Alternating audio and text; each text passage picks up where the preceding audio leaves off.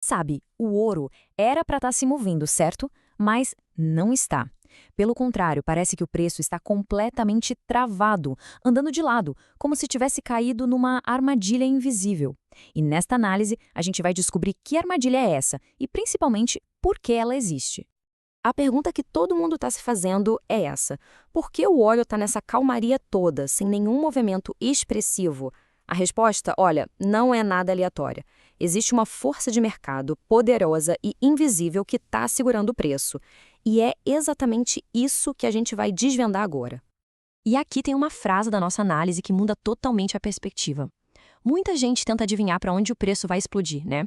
Só que a estratégia profissional foca em outra coisa, em como operar dentro dessa faixa de preço apertada. O jogo não é tentar prever o rompimento, é saber operar com pressão. E essa força toda tem um nome técnico: compressão de gama positivo.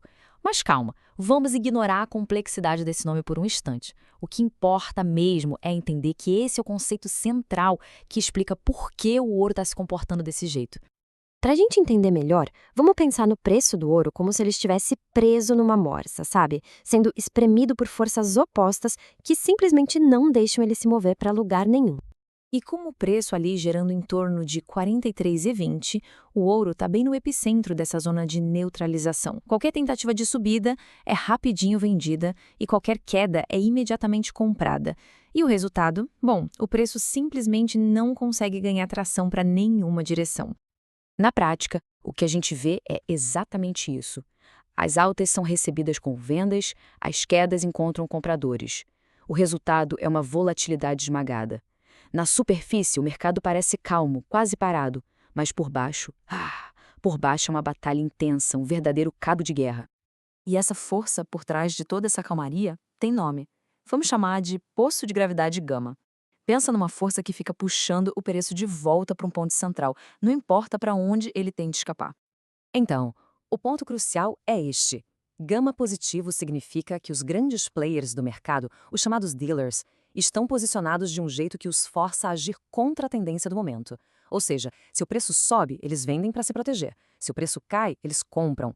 Essa ação constante de ir contra é o que amortece qualquer movimento mais brusco.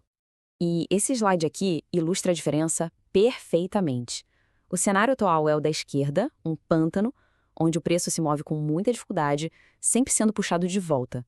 O oposto, que não estamos vendo agora, é o cenário da direita, um gama baixo ou negativo, onde o preço ganha velocidade, tipo uma bola rolando ladeira abaixo. Entender em qual desses dois cenários a gente está é fundamental. Certo? Agora que a gente já entendeu a força que está em jogo, vamos mapear o campo de batalha. Existem níveis de preço muito específicos que funcionam como se fossem as paredes dessa prisão de compressão.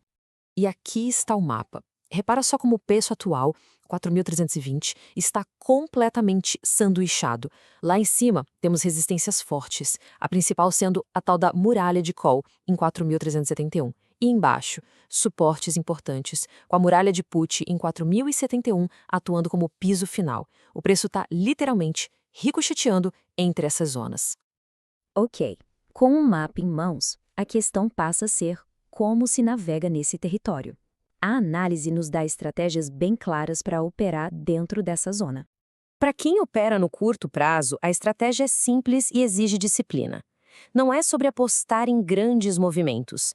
É sobre vender quando o preço chega perto do teto da faixa e comprar quando ele se aproxima do piso. A paciência aqui é recompensada, enquanto a impulsividade de sair correndo atrás de um rompimento é punida. E tem jeitos diferentes de usar essa informação. O day trader, por exemplo, vai buscar ganhos pequenos dentro da faixa. Já o swing trader usa a mesmíssima análise para identificar o melhor lugar para montar uma posição maior, apostando que, uma hora, a tendência de alta estrutural vai ser retomada a partir desses suportes-chave. É claro que essa compressão não vai durar para sempre. A pergunta é: quais são os sinais de que a morsa está prestes a quebrar? E sim, existem números específicos que funcionam como gatilhos. O primeiro número para ficar de olho é 4371. Esse é o teto, a muralha de Cole. Um fechamento de preço acima desse nível tira a tampa e pode desencadear uma aceleração para cima porque os dealers que estavam vendendo seriam forçados a comprar de volta. O segundo nível crítico é o 4166. Um fechamento abaixo desse ponto sinaliza uma saída do regime calmo de gama positivo para um estado muito, mas muito mais volátil. É como sair do pântano e entrar direto numa corredeira. E por fim, 40,70. Esse é o piso definitivo. Uma quebra consistente abaixo dessa muralha de Putty invalida toda a estrutura de alta e pode ser o sinal do início de uma correção bem mais profunda.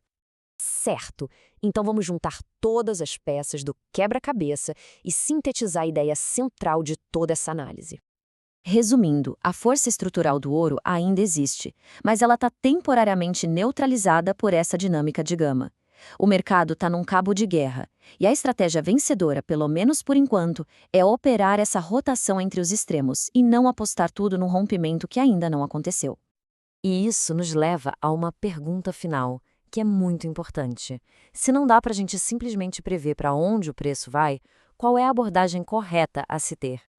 E aqui está a resposta. O jogo não é adivinhar, é operar. É entender o mapa, respeitar as barreiras de preço e ter a disciplina para negociar dentro delas enquanto se espera com paciência por um evento fundamental, uma notícia macroeconômica de peso que finalmente quebre a morsa e dê início ao próximo grande movimento.